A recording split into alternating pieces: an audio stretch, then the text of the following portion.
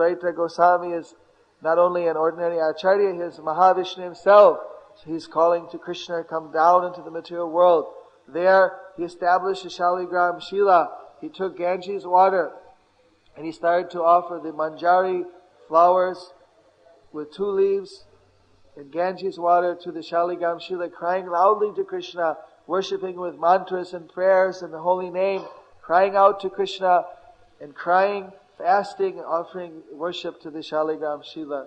In this way, the message reached to Krishna and he agreed, alright, I'll come down.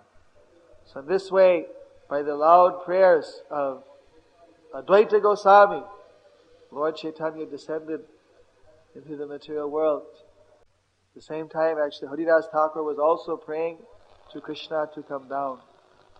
So when Lord Chaitanya came, at that time, was the lunar eclipse, as everyone knows. Gaura Purnima, 1486, 501 years ago, was the lunar eclipse.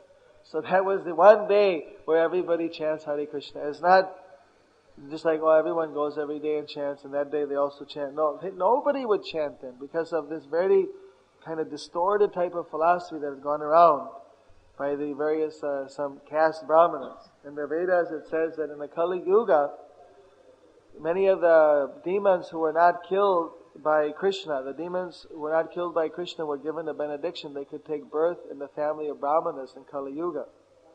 Not that every brahmana is a demon, but there are many demons all those demons took birth as brahmanas.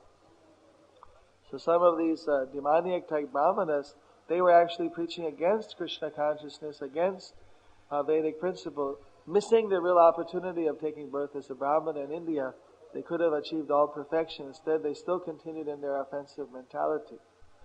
So Lord Chaitanya came down to deliver all of these materialistic brahmanas, appearing as a brahmana, becoming the best of all the pandits. Then he became the greatest of all the devotees in his pastimes.